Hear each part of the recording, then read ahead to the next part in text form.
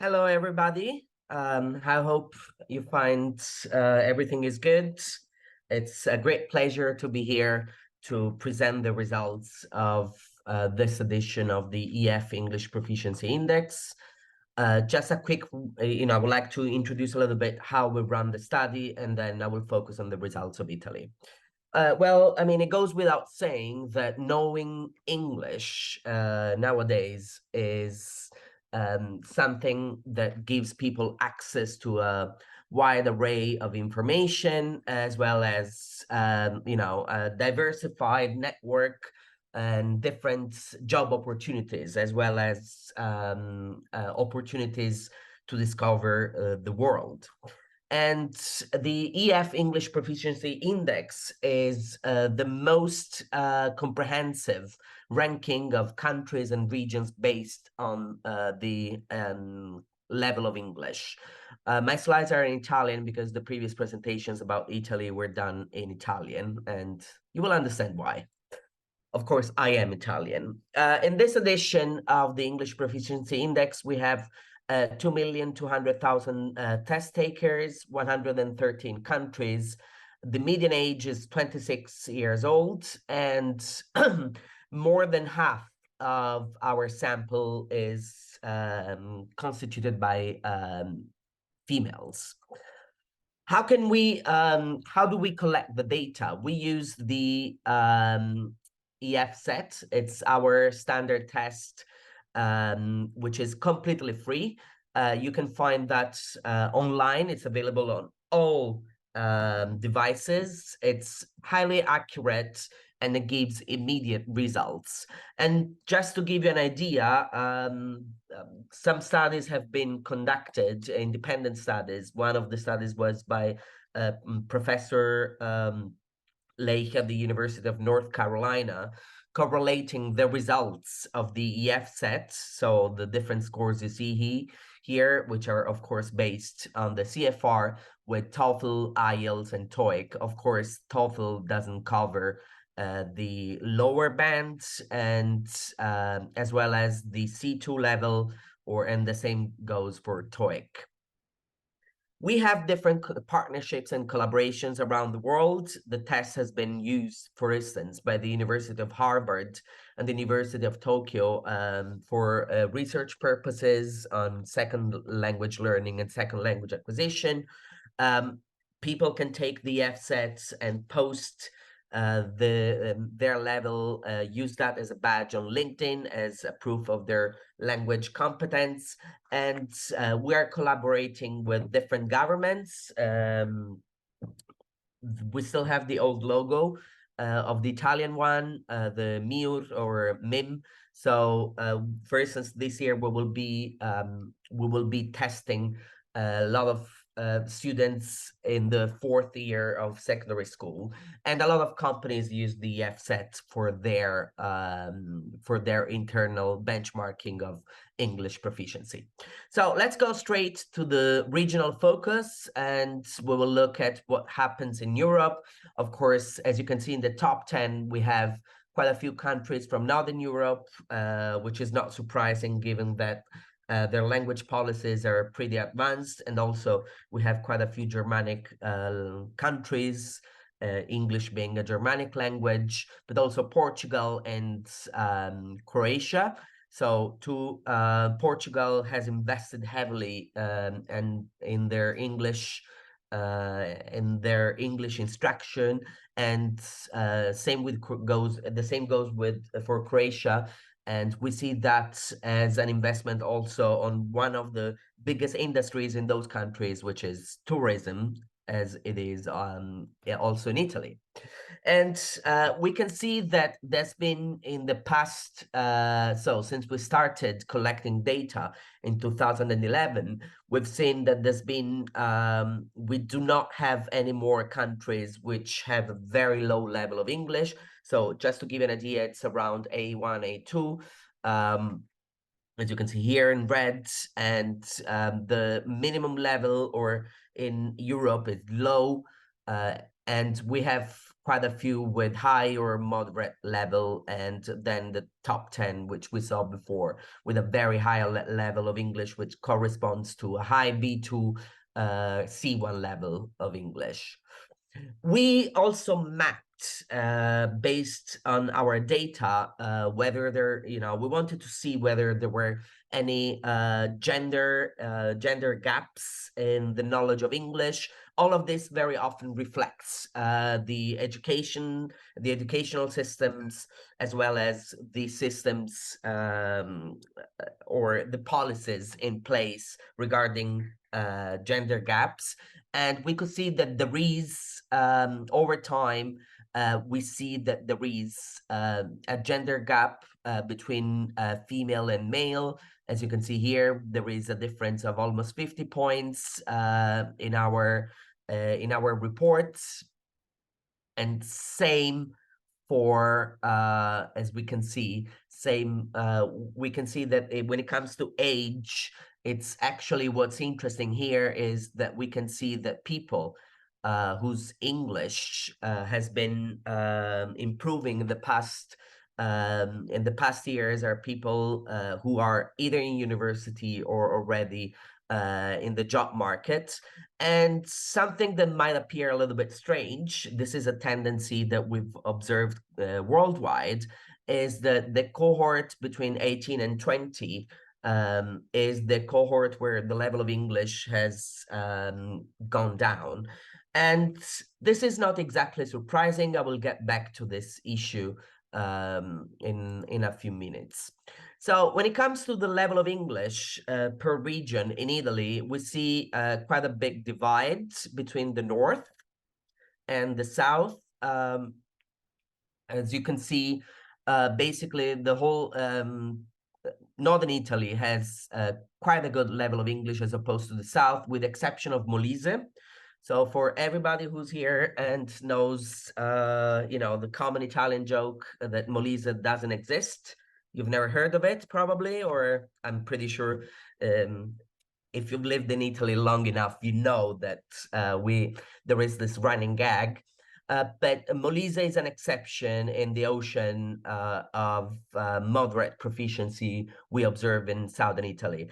This is in line with other results also run by, for instance, the ministry when it comes to the Invalsi examinations, and as well as with the higher dropout rate of students in those regions. So you can see Friuli, Venezia Giulia, Piedmont, and Aosta Valley, then Emilia-Romagna, Veneto, Lombardia, Molise, Liguria, and Trentino Alto Adige are at the top of the list. And at the bottom, we observe Campania, Sardinia, and Calabria, where the level of English is the lowest, and there is quite a big difference between the top and the bottom. And this reflects also the socio-economic fabric of those, and the educational opportunities in those regions. I'm Sicilian myself, so I'm not very pleased to see these results. When it comes to cities, we see that some cities kind of stand out as opposed compared to their region, and this is pretty true of big cities, as you can see here, Padua, Bergamo, Brescia, Verona, Bologna, Milan, Pisa, Palermo, Bari, Cagliari. And it's actually in the south where we see that those differences are more pronounced as opposed to compared to the region. And the same goes for the top three here: Padua, Bergamo, and Brescia. The gender gap in Italy, as you can see, is follows a pretty interesting trajectory, and the improvement, we see that there is, and this is kind of a big topic right now, that we see that there is quite a big gap between men and female, and that this gap has been actually widening as opposed to the last years where we saw, for instance, here in 2022 and 2021, that the gap was actually becoming smaller and smaller. As I said before, and I would like to go back to this because I find this very interesting and also very worrying.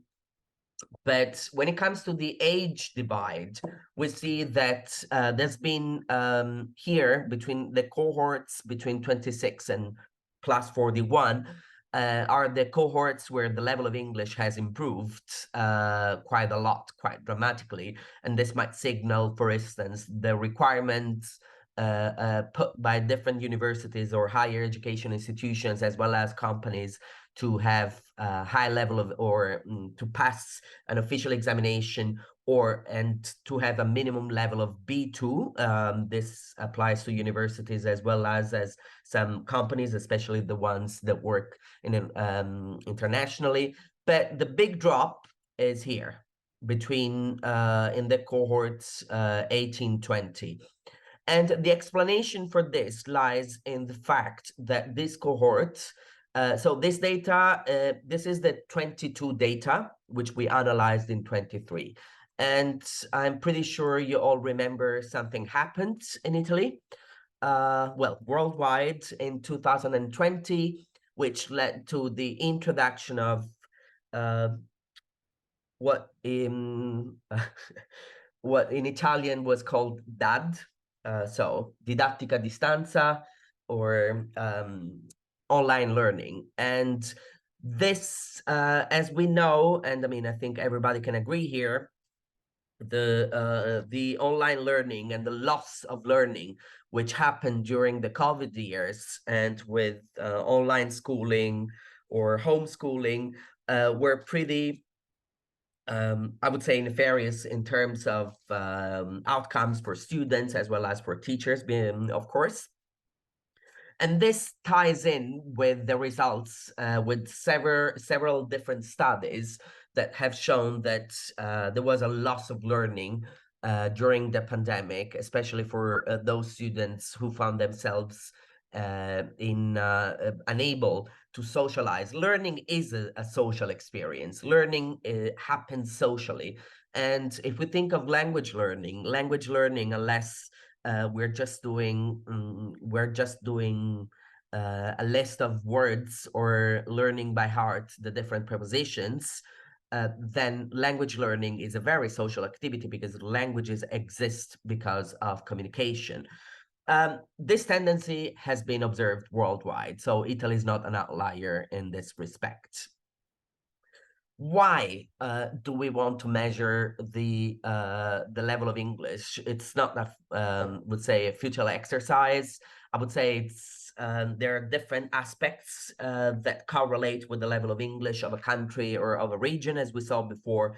Some of the things, some of the correlations are pretty interesting between the socioeconomic situation of certain areas of the country and the level of English. So we can use that as a proxy for educational attainment and opportunities. English has a lot to do. I mean, the value of English is not just opening the world. It's also, it ties in, or it's related to a lot of economic factors. First of all, productivity. We see that if we map the level of English of different countries with the productive capacities index of the UN Conference of Trade and Development, we see that there is a very clear correlation between the level of English and the productive capacities of those countries. These countries here are the countries which have the best level of English. Same with human development. Of course, we see that there are a few outliers, yes, but we see that the tendency is very clear. And as you can see at the bottom of the slide, you can see here that the R factor shows that the numbers are statistically significant. Then the global talent competitiveness.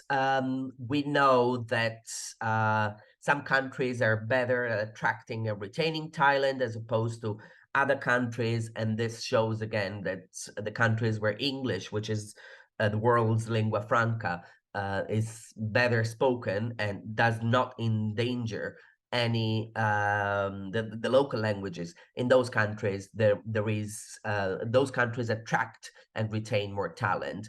Same with global innovation, in terms of patents and intellectual property. We see this correlation as being pretty strong.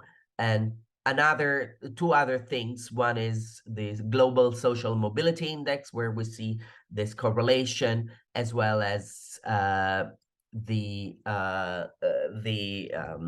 in general, and this happens a lot, for instance, as we see in Europe. Northern Europe is more mobile and the level of English is higher. When it comes to the social value of English, I mean, or languages in general, we see that, and this is, of course, as a proxy of educational opportunities or attainment, we see that there is gender equality correlates with the level of English, so the openness and equality in a country. Then attention to the environment, which is also a big topic nowadays. This is sourced by the Yale, by a study of Yale University, and we map that statistically. Then we see the same with freedom and democracy. The cluster here is the cluster of countries where the level of English is higher. So just to summarize why we think this study, such a study is important. Well, we know, it goes without saying that English is absolutely crucial for any type of information exchange. I was a researcher myself before joining EF Education First. I'm a linguist. I worked for years in general linguistics and Romance linguistics. I would write my papers in English, although I was working on a subset of minority Romance languages. Why? Because I wanted to be heard and known. English is the lingua franca, and we use English in every type or every field you can imagine, of course. And of course, even though there is a tendency towards deglobalization, we know that there is still this strong intertwinement between technologies and population movements, and English has helped that type of globalization. And there are different recommendations, and this is especially important in a country like Italy. Of course, we need to invest, first of all, in our workforce, and we need to have a minimum level of English required, especially for certain jobs or work functions. And when it comes to the what we can do in terms of educational system, of course, one of the big issues has always been the level of English of teachers, and giving access to adults or people who will go onto vocational paths to opportunities to improve their English or the language skills in general. But I stress a lot, I would like to stress a lot the fact that the level of English of teachers and the knowledge of teaching methodologies is absolutely crucial to improve the level of English of our students in every single type or every single step of their educational journey.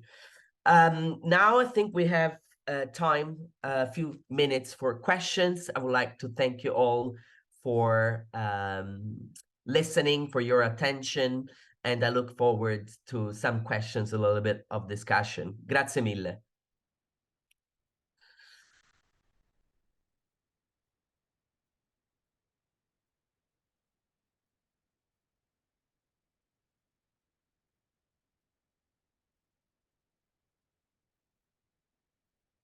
Hi, Giorgio.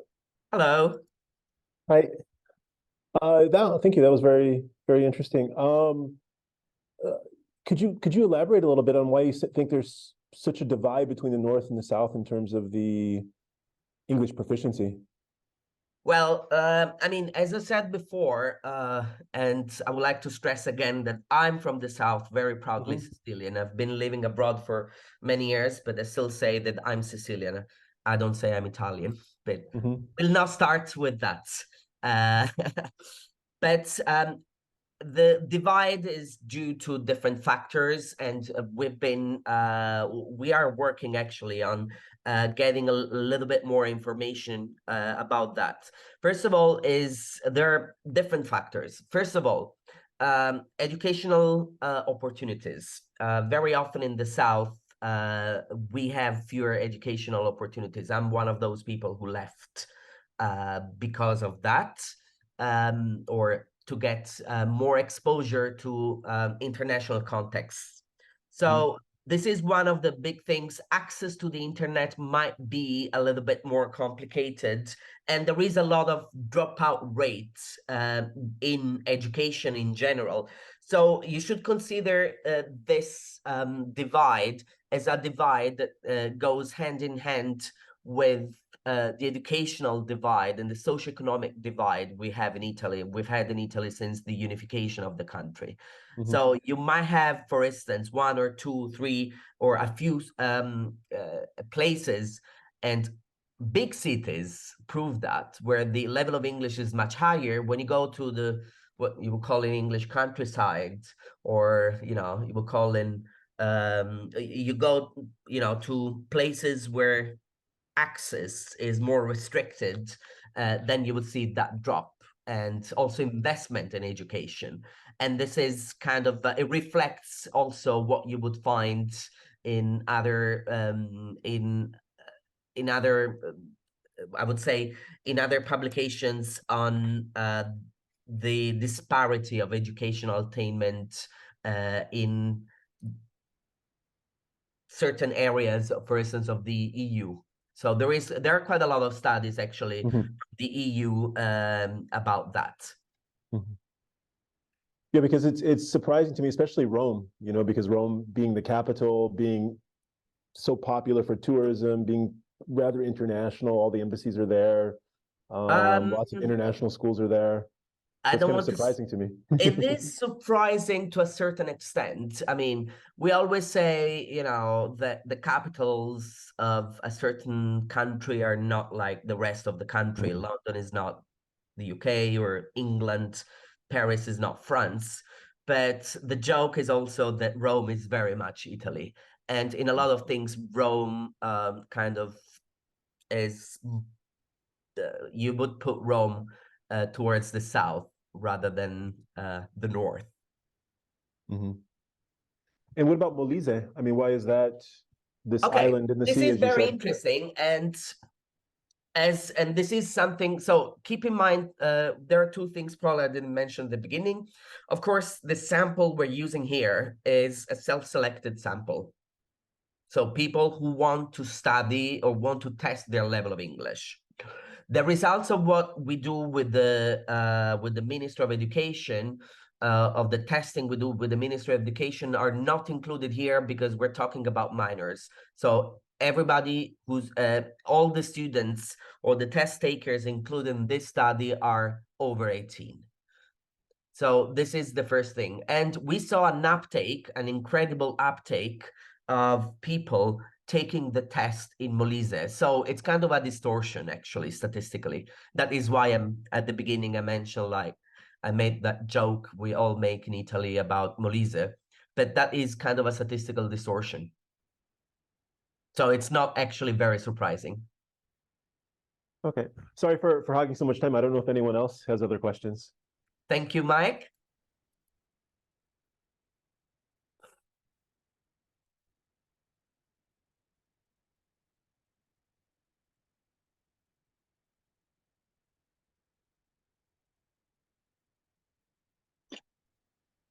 Hi, Giorgio. Thank you for your presentation. If you might go back to your slide on English by age distribution.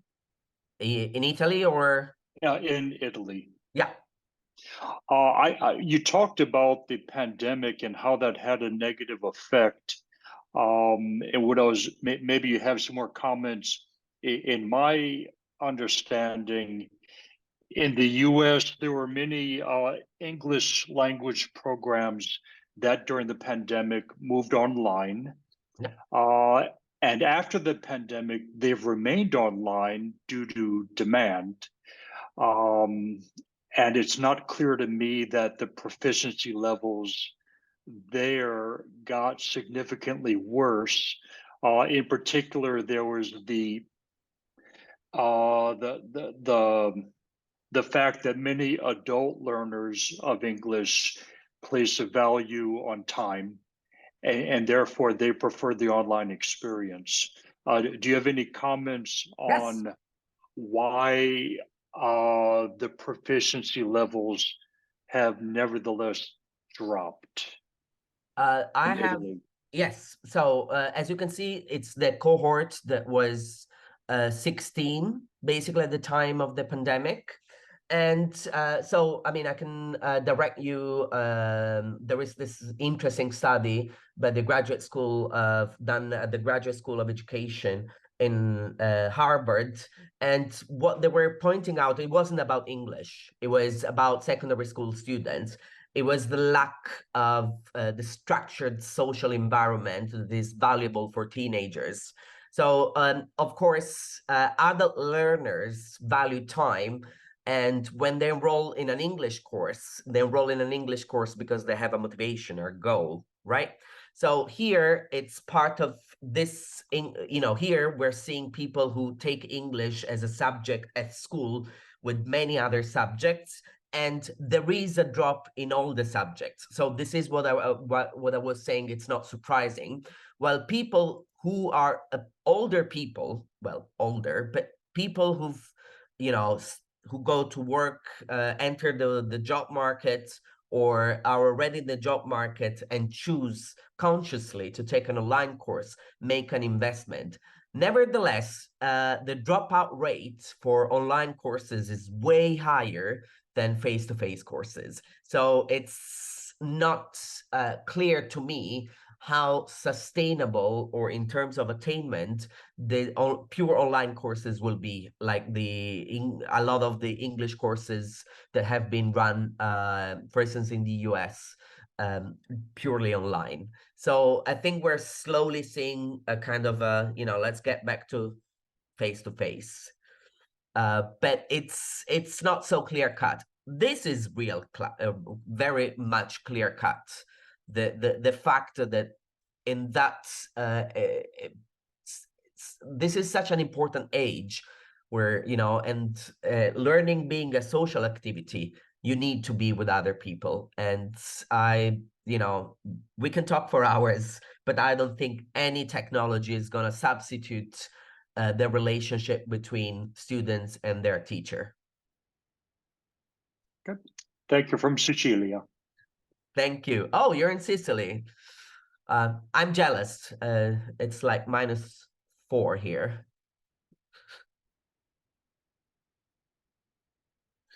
Very good.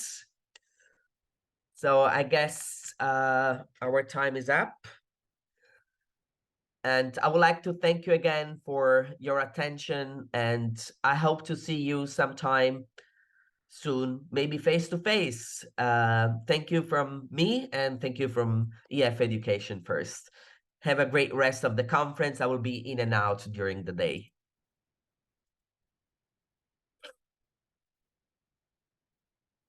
Thank you. Thank you very much, Giorgio, for being here today with us. I will visit you in your virtual booth, for sure.